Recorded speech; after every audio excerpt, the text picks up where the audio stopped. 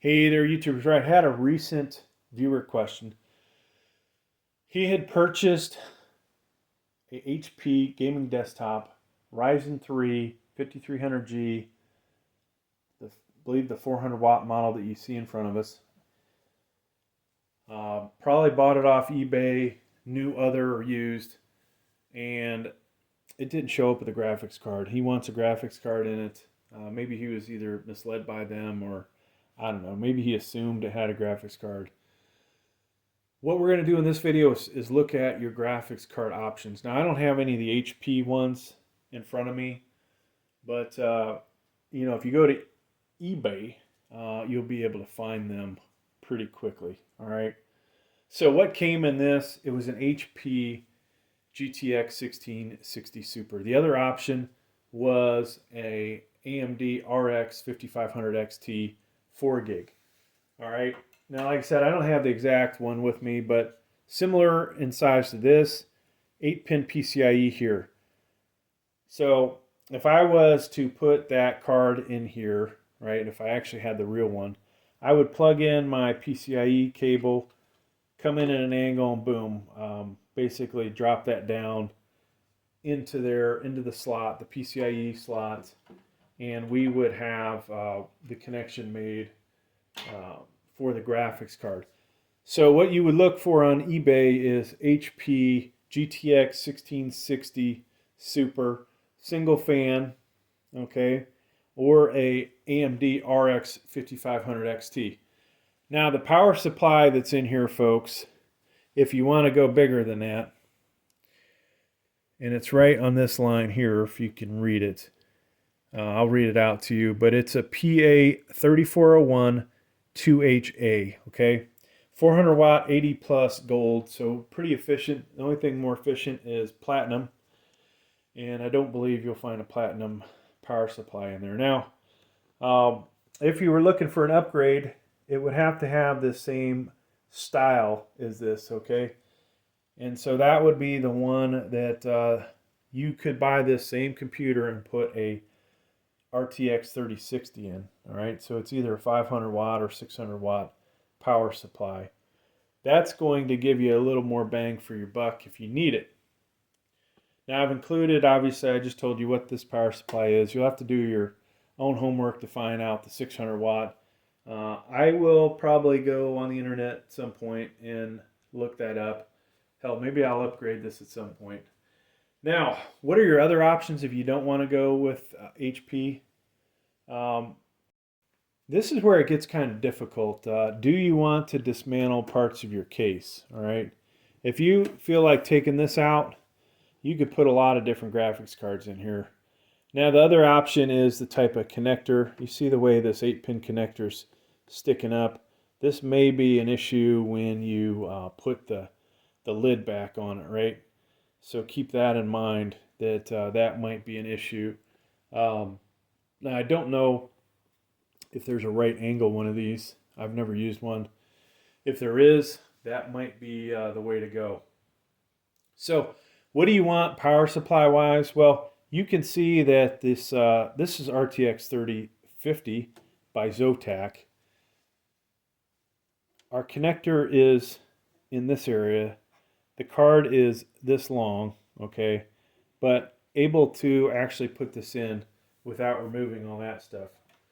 Other cards that would probably work, you would think, this is a Zotac GTX 1063 gig, and if you look at this, there's going to be interference with the frame in that, so that does not work so hot.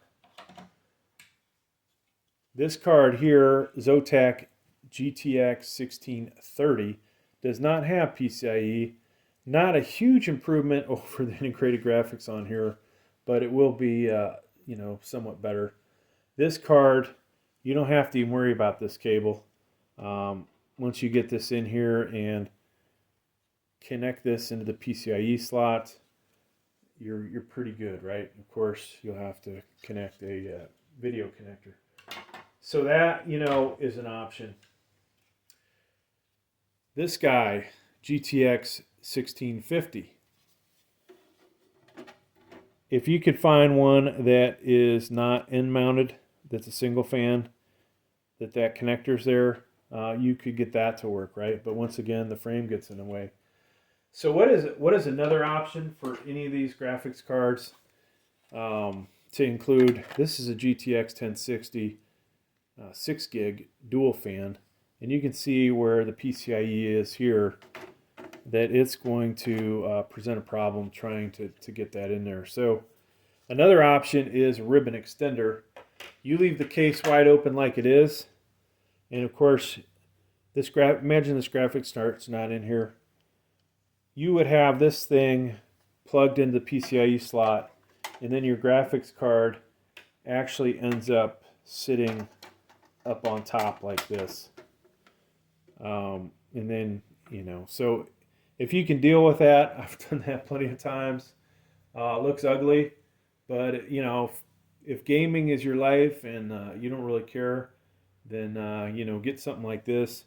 They make these PCIe 3.0, 4.0, 4.0s more expensive.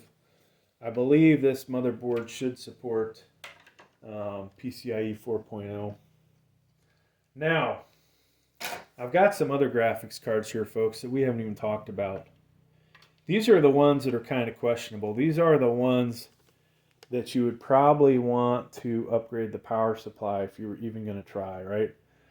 So if you go to Google and you type in the name of the graphics card, like this RTX 2060 Super, type that in, and then recommended PSU, this will return some wattage, usually, a bunch of different hits, maybe 500, 450. So obviously you want to find a card that is 400 or less. Potentially you could get away with 450 or less from what I have seen. I have actually hooked up every one of these and got them to all work in here. What does that mean though? It just means for the game I was playing, I was able to get away with just that 8-pin PCIe powering up this card and did not have any issues. Now, if you ran something that really taxed the graphics card and the CPU at the same time, you may push this thing beyond the 400 watts. What happens then?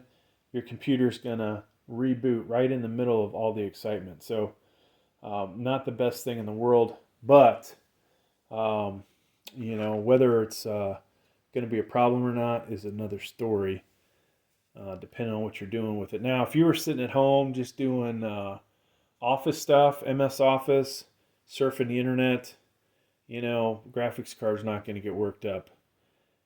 So that, isn't going to be as big a deal there.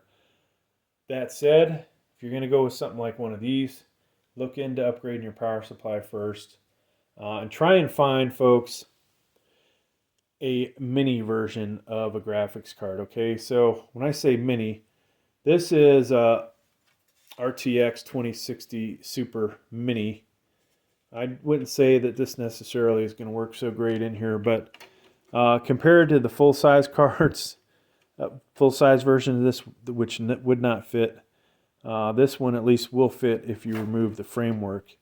Like I said, though, you would probably have to upgrade your power supply. Now, here is a GTX 1660 Super. This one's actually rated a higher wattage than the HP version.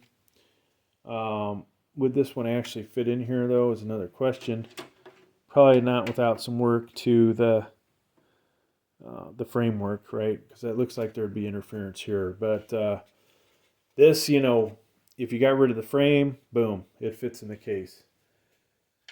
Now the RTX 3060 that I have, single fan, same problem though, or not. Actually, this one may fit in here. Now it's probably going to have some interference, but this, does require a greater power supply. So basically, you're looking for, single fans. If they say mini, they're going to fit. What's not going to fit? Let me show you graphics cards that won't fit no matter what power supply you put in.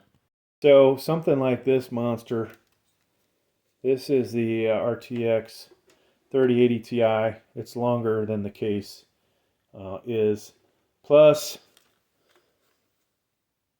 has two 8-pin PCIe's. So this kind of graphics card, most likely no matter what power supply you get in here, steer away from it because you're not going to get that to work. And I do believe that the upgraded version of this only has one 8-pin PCIe, so you're probably not going to get to upgrade the really good cards.